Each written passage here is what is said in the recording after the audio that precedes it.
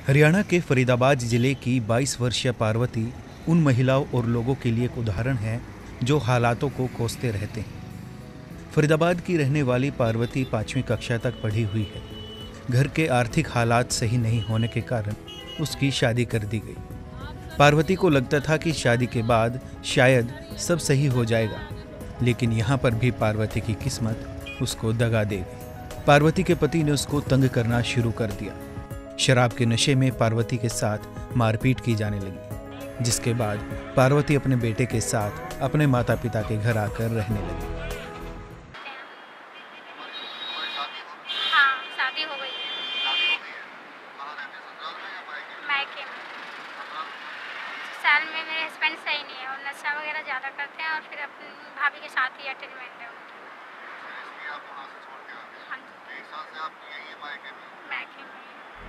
माता पिता के घर आने के बाद भी पार्वती के सामने परेशानियां पहाड़ जैसी खड़ी थी।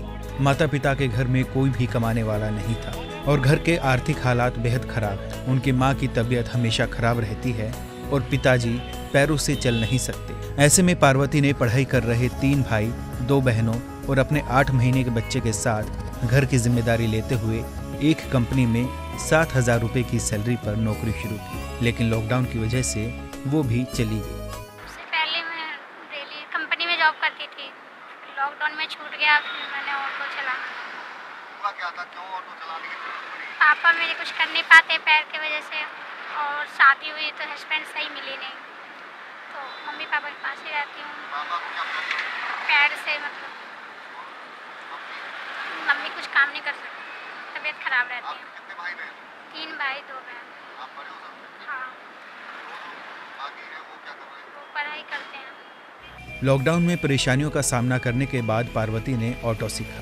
हाथ में किराए का ऑटो और सिर पर घर की जिम्मेदारियां लेकर सड़क पर आ उतरी। पार्वती 350 रुपये प्रतिदिन ऑटो का किराया देती है और बाकी बचे पैसों से अपना घर चलाती है। पार्वती बताती है कि ऑटो से प्रतिदिन वो 900 रुपये तक की कमाई कर लेती है। ऑटो से वो बदरपुर बॉर्डर से लेकर बल्लभगढ़ से पलवल तक के लिए सवारियां लेती है। पार्वती अपने ऑटो में ज्यादातर महिलाओं और बुजुर्गों को बैठाकर ही सफर करती है, ताकि वो अपने आप को भी सुरक्षित महसूस कर पाए।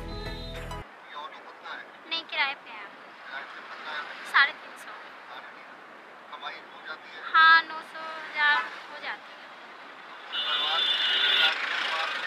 आप कमाने वाला नहीं? नहीं, भाई बहन जो है छोटे हैं, पढ़ाई कर रहे हैं। क्योंकि मैं ज़्यादातर जेंट्स को बैठाती ही नहीं हूँ, महिला और बड़े बुजुर्ग को मैं बैठाती हूँ, इसलिए मुझे सेफ लगता है, कि मेरे को अच्छा लगता है अपना काम करना। कहाँ से कहाँ तक चलाती हैं? Palwal border Ballabhgarh, Palwal border Ballabhgarh. अच्छा, तो क्या आगे अपना ऑटो लेने का विचार कर? बिल्कुल विचार किया है कि कमा ले तो आगे लेंगे, पर फिलहाल अभी अपने घर फैमिली की देख लूँ मैं। आने वाले टाइम में ऑटो भी चलाने का मन है? नहीं, ऐसा कुछ नहीं है, ऑटो नहीं। मैं तो चाहती हूँ आगे मेरे फैमिली का अच्छा हो जाए, तो मैं ये ऑटो छोड़ के कहीं अच्छी सी जॉब मिल जाए, कुछ कर ले, नहीं तो फिर एंड में तो ये है ही अपना। कभी पुलिस रोकती है? पुलिस रोकती है, हाँ, बहुत करनी पड़ती है। फिर उन्हें पता लगता है एक लड़की ऑटो चला रही है, कुछ नहीं कहते, फिर सर पे हाथ फेर के जाते हैं, कुछ पैसे भी दे जाते हैं, बेटा आप रखो। एक के बाद एक परेशानियों से जूझने के बाद भी पार्वती ने हार नहीं मानी और हर मुसीबत का चट्टान की तरह सामना किया, जो कि आज की युवा पीढ़ी के लिए एक मिसाल है। फरीदाबाद से रुस्तम जाखड़ की रिपोर्ट, ETV भारत, हरियाणा।